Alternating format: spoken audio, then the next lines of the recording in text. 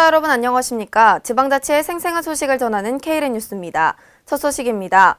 지난 2013년 상세주소법이 제정되었지만 사실상 광고송으로만 실시되고 있어 여전히 다수의 원룸 및 다가구 주택들의 정확한 주소가 없는데요.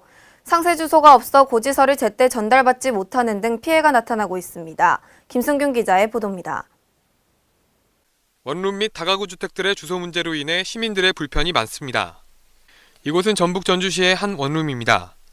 원룸에 호수들이 지정되어 있지만 관련 우편물들이 호수에 배정되지 않고 쌓여있는 우편물들이 눈에 보입니다. 일반적으로 아파트는 동호수 등 정확한 지명이 있지만 여러 세대가 거주하고 있는 원룸과 다가구 주택 등의 경우 기관에 등록된 주소가 건물 주소로만 나와 있어 각종 고지서를 받을 때 개개인의 입주자에게 정확히 전달받지 못하는 경우가 많습니다. 제가 모르는 고지서가 와 있길래 이런 뭔가 해서 보니까 기간이 지났더라고요. 결국 추가로 벌금을 내고 말았죠. 어이가 없는데 이런 부분 가지고 시청에 연락을 해도 상대 주소 이런 거 등록하라는 식으로만 이야기를 하고 별도로 해결을 해주는 경우는 없더라고요. 이렇게 전달받지 못한 고지서들이 납부기간을 넘겨 과태료가 부과되거나 면허 정지 같은 불이익으로 이어지고 있는 상황입니다. 이를 해결하기 위해 2013년도에 상세주소가 법정주소로 채택이 되어 상세주소 등록을 진행하고 있지만 권고송으로만 그치고 있어 이에 대한 법적인 규정이 마련돼야 한다는 목소리가 높습니다. 계속되는 피해로 민원이 제기되자 전주시도 상세주소제도 홍보활동에 적극적으로 나서고 있습니다. 전주시 관계자는 지금까지는 상세주소 부여가 권고송으로만 끝났었다며 이 문제를 해결하기 위해 정부에서 상세주소에 대한 법 제정 문제를 추진 중이다라고 말했습니다. KLN 김승균입니다. 전라북도 전주시가 14억 원을 들여 한옥마을 근처 도로를 개설했는데요. 진입로만 개설되고 10년째 진출도로가 개설되지 않고 있어 한옥마을을 찾는 관광객들과 주민들이 불편을 겪고 있습니다. 김진구 기자의 보도입니다. 전라북도 전주시 한옥마을 근처 도로가 진입로만 개설되고 진출로가 개설되지 않는 반쪽짜리로 전락해 이를 이용한 주민들이 불편을 겪고 있습니다. 특히 이 도로는 인근 지역의 학교 등이 위치해 있어 막대한 추가 예산이 들어갈 전망이고 연기할 도로 개설에 많은 어려움이 예상돼 자칫 예산만 낭비하는 것 아니냐는 지적이 나오고 있습니다. 한옥마을 내 도시계획도로 중 8달로에서 성심여고 담장까지 연장 86m 구간이 개설되었으나 원래 계획이었던 성심여고 담장 중간 부분부터 향교길까지 연장 115m 구간이 미개설로 진출입로가 연결되지 않아 개설된 도로가 제 기능을 못하고 있습니다. 이 도로는 진입로가 개설되어 들어갈 수는 있으나 진출도로가 없어 좁은 골목을 통해서 겨우 차 한 대만 빠져나갈 수 있습니다. 14억 원을 들여서 도로를 개설했으나 반쪽짜리 도로가 됐고 결국은 불법 주차 차량들의 주차장이 돼버렸습니다. 당초 이 도로는 한옥마을 내 밀려드는 교통량 분산을 위해 추진했고 예산이 책정됐습니다. 하지만 진입로가 개설되고 본래 목적인 진출도로의 공사가 시작되지도 않은 반쪽짜리 개설로 목적의 효과는 보지 못하고 14억 원의 예산이 낭비되기만 했습니다. 허승복 전주시의원은 진입은 가능한데 진출이 불가능한 도로가 무슨 도로냐며 하루빨리 도로가 개설돼야 할 것이라고 촉구했습니다. 김승수 전주시장은 미개설된 구간의 도로 개설을 위해서는 14억 원의 예산이 소요된다. 우선순위를 판단하여 조속한 시일 내 도로 개설이 이루어질 수 있도록 최선을 다하겠다고 말했습니다. KLN 김진구입니다. 유니세프 아동 친화도시 사업은 아동의 권리를 온전히 보장하기 위해 전 세계적으로 추진되는 프로그램인데요. 전국 지자체들이 아동 친화도시 인증에 적극 참여하고 있는 가운데 국내 최초로 아동 친화도시 인증을 받은 서울 성북구와 전라북도 완주군의 아동 정책이 주목을 받고 있습니다. 홍윤 기자의 보도입니다. 전국 36개 지자체들이 유니세프 아동 친화 도시 인증을 추진하고 있는 가운데 국내 최초 인증을 받은 서울 성북구와 전북 완주군의 아동 정책이 주목을 받고 있습니다. 서울 성북구는 2011년부터 친환경 무상급식과 어린이의회 통합적 돌봄 시스템 구축을 통해 UN 아동권리 협약에 나와 있는 아동 4대 권리 보장을 위해 정책적 노력을 기울였고 2011년에는 어린이 친화도시 조성에 관한 조례를 제정해 법적 근거를 마련하기도 했습니다. 특히 2013년에는 성북구의 통합적 돌봄 시스템 모델을 본떠 19대 국회 때 남인순 의원이 방과후 아동 청소년 돌봄 법안을 발의한 것을 시작으로 성북구는 아동 친화 도시에서 아동 친화 국가로라는 로드맵을 세워 시행해 나가고 있습니다.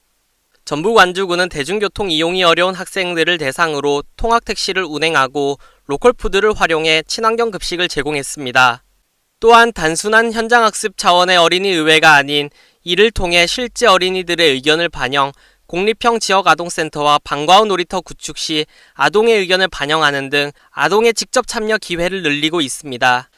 유니세프에서는 아동 참여와 아동 친화법 체계, 아동 안전 등 10가지 기준으로 아동 친화 도시를 평가 선정하고 있습니다.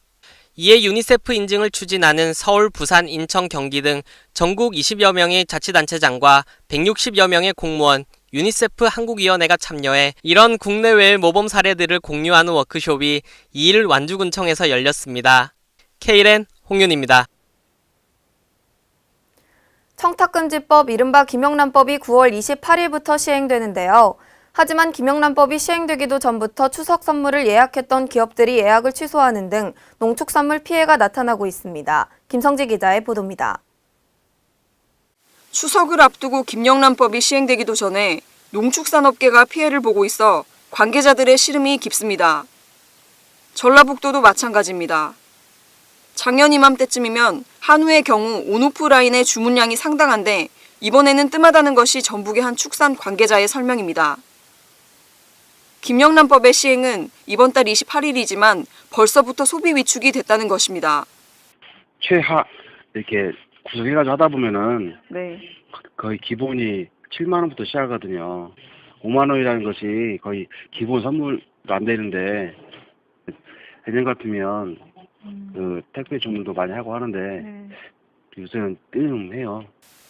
강원도의 경우 몇 달 전부터 추석 선물을 예약했던 기업들이 예약을 취소하는 바람에 농축산업계 피해가 속출하고 있으며 전남의 경우 대부분 10만 원을 훌쩍 넘는 굴비 선물 세트 상품 대신 4만 9천 원짜리 굴비 선물 세트 문의가 쇄도했다고 합니다. 기준에 맞는 수포장제 개발이라든가 한우 같은 경우는 40에서 45% 정도 되는데 그 유통 마진을 줄여서 직거래 할 수 있는 그 방안으로 축산물 품질위생 센터를 완료되면 내년부터는 어느 정도 이렇게 가격을 저렴하게 소비자들이 직접 공급할 수 있도록 그런 체계를 구축하고 있습니다. 지방의 한 백화점 관계자는 아직 추석 선물을 찾는 발길이 뜸하지만 예전에 비해 5만 원 미만 선물 세트에 관한 문의가 훨씬 많아졌다고 말했습니다. K랜 김성지입니다.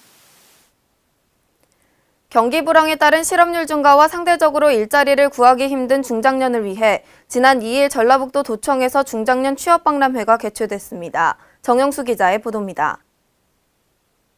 국내외 장기적인 경기 불황으로 인해 중장년들의 재취업에 대한 관심이 커져가고 있어 전북도는 2일 40대 이상의 중장년의 포커스를 맞춘 취업 박람회를 개최했습니다.